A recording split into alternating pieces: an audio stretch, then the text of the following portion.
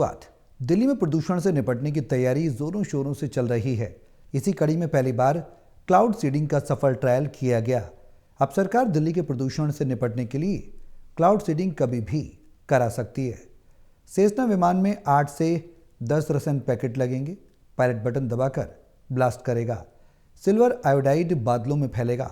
90 minute की उड़ान से 100 वर्ग किलोमीटर कवर होगा और 20 से 30% हवा साफ हो जाएगी। दिल्ली का प्रदूषण हर सर्दी में सिर दर्द बन जाता है। दिवाली के बाद हवा इतनी जहरीली हो जाती है कि सांस लेना तक दूभर हो जाता है और इसी से निपटने के लिए दिल्ली सरकार क्लाउड सीडिंग से कृत्रिम बारिश कराने जा रही है। ये तकनीक बादलों में रसायन डालकर बारिश कराती है। खास बात यह है कि दिल्ली में भी ये कराया जाएगा और विमान में 8 से 10 केमिकल पैकेट लगे होंगे जिन्हें बटन दबाकर ब्लास्ट किया जाएगा। इसमें नम बादलों में रसायन डालकर पानी की बूंदों को जोड़ा जाता है ताकि वो भारी होकर बरसें। यह सामान्य बारिश से अलग होता है क्योंकि यह इंसान मदद करता है। दिल्ली में प्रदूषण साफ करने के लिए है।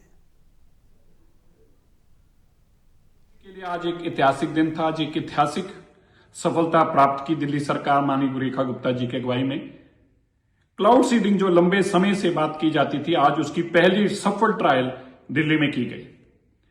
ये ट्रायल आईआईटी कानपुर ने करी और ये कानपुर से सेस्ना प्लेन के माध्यम से की गई। सेस्ना प्लेन तकरीबन दोपहर के टाइम वहां से टेक ऑफ किया और 3, सवा 3, 3:30 के आसपास मेरठ से अलीपुर से होता हुआ बुराड़ी पहुंचा। बुराड़ी में इन्होंने एक छोटे क्लाउड के ऊपर पैरोटेक्निक्स के माध्यम से ब्लास्ट कराए, फ्लेयर्स को ब्लास्ट कराया। वो फ्लेयर्स की ब्लास्ट से ये कंफर्म हुआ कि प्लेन की स्ट्रेंथ क्या है।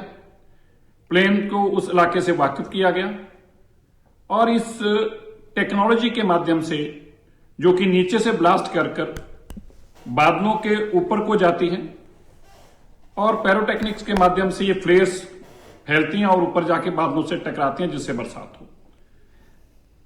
अब दिल्ली के अंदर 28, 29, 30 तारीख के आसपास जो कि मौसम विभाग का मानना है कि बादल आएंगे।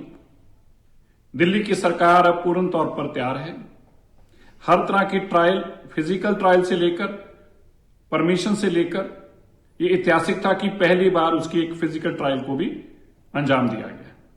ये एयरक्राफ्ट वापस कानपुर में ही लैंड किया, सेफली लैंड किया और अब अगली ट्रायल के लिए अगली क्लाउड सीडिंग, अभी अगला ट्रायल नहीं, अब अगली क्लाउड सीडिंग होगी।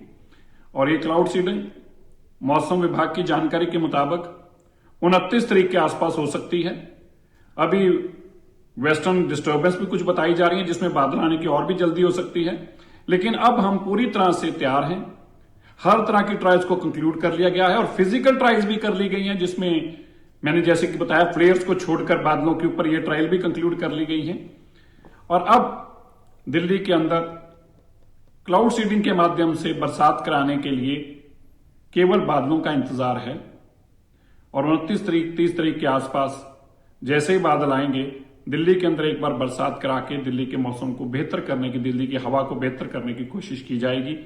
देश के प्रधानमंत्री मोदी जी के विजन के चलते, दिल्ली के मुख्यमंत्री रेखा गुप्ता जी के अथम परिश्रम से ये संभव हुआ। मैं मानता हूं कि अब तक के दिल्ली के इतिहास में ये पहली बार ऐसा संभव हुआ है।